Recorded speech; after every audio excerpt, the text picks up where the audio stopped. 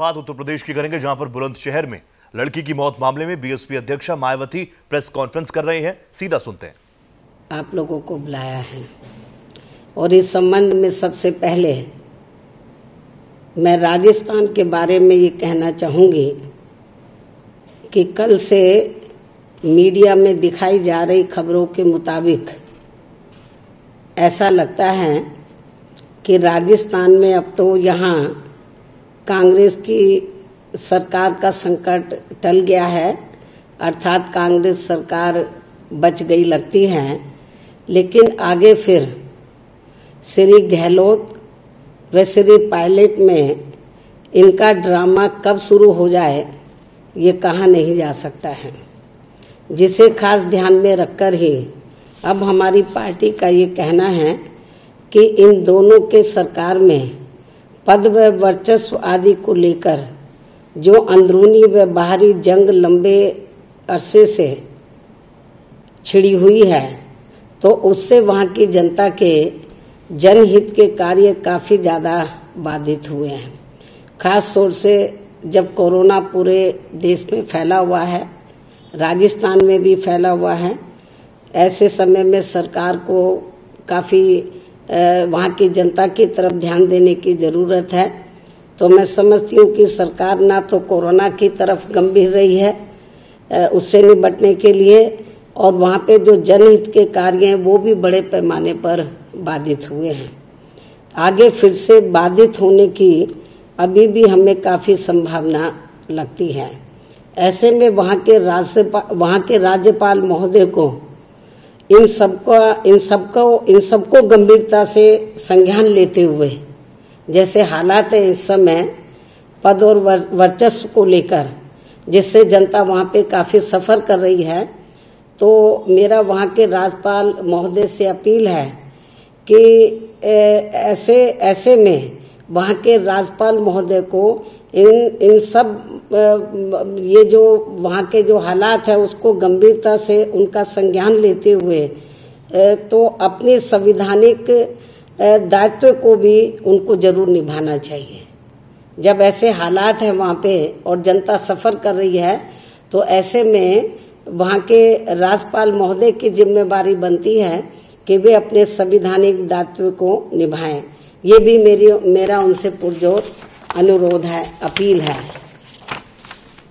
इतना ही नहीं बल्कि राजस्थान के मुख्यमंत्री श्री गहलोत ने बीएसपी के साथ लगातार दूसरी बार दगाबाजी करके व दल बदल कानून का खुला उल्लंघन करके हमारी पार्टी के विधायकों को जिस प्रकार से कांग्रेस में शामिल कराया है वह किसी से छिपा नहीं है, जिसके खिलाफ हमारी पार्टी माननीय कोर्ट में भी गई हुई है।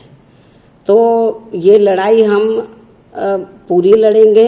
हाई कोर्ट में भी यदि हमें न्याय नहीं मिलता तो हम सुप्रीम कोर्ट में जाएंगे, लेकिन इस मामले को हम इस बार छोड़ेंगे नहीं। तो इस मामले को हम जरूर उच्च अदालत तक भी लेकर जाएंगे, और हमें माननीय अदालत के ऊपर पूरा भरोसा है कि हमें इस मामले में जरूर न्याय मिलेगा। तो इसके साथ साथ मैं आज ये भी कहना चाहती हूँ कि लगातार जो आप भी मीडिया में दिखा रहे हैं, जो खबरें मिल रही हैं, तो पूरे देश में कोरोना महामारी की संख्या लगातार बढ़ रही है।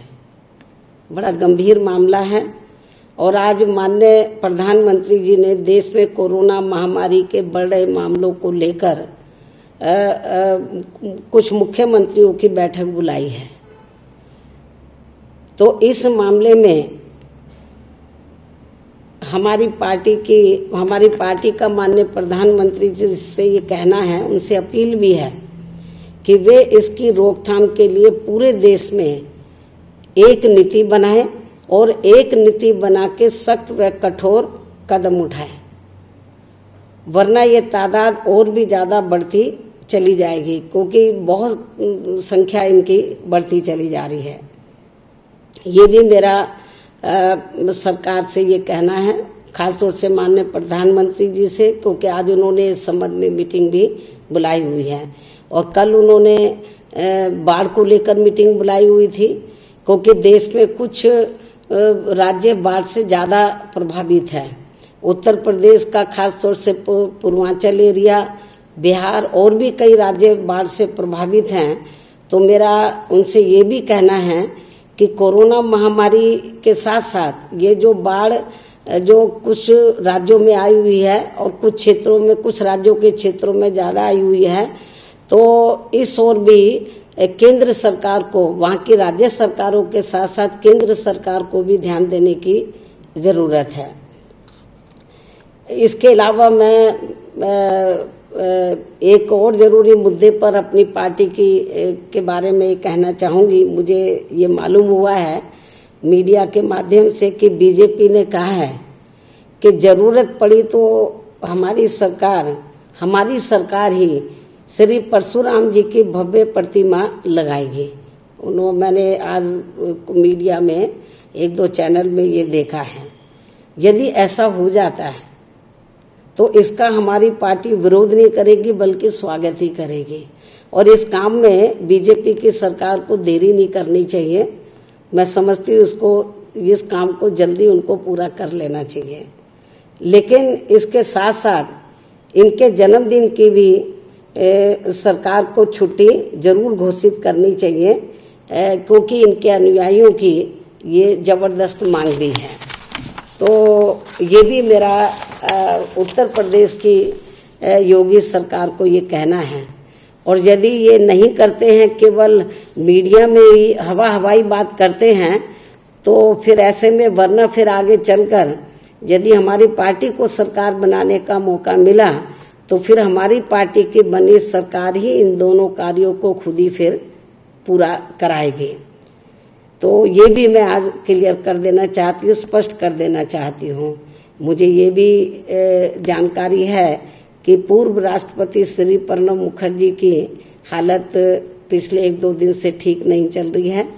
वे इस समय हॉस्पिटल में एडमिट हैं। तो हमारी पार्टी कुदरत से यही प्रार्थना करती है कि उनका स्वास्थ्य जल्दी ठीक हो जाए। इसके साथ ही आप लोगों को ये भी मालूम है कि कल श्री कृष्ण जन्माष्टमी है। तो उनके भक्तों को मैं एडवांस में ही आज हार्दिक बधाई व शुभकामनाएं भी देती हूँ। साथ ही उनसे ये भी मैं अनुरोध करती हूँ कि वे इस बार इस पर्व को कोरोना महामारी के चलते हुए अपने घर में ही मनाएं, तो ये ज़्यादा बेहतर होगा। तो ये कुछ ज़रूरी बातें मैंने आप लोगों के सामने रखी हैं। तो और ये खास तौर से कल जो पर्व है उसको लेकर जो मैंने खास अपील की है, तो इस अपील के साथ ही मैं अपनी बात यहीं समाप्त करती हूँ। धन्यवाद।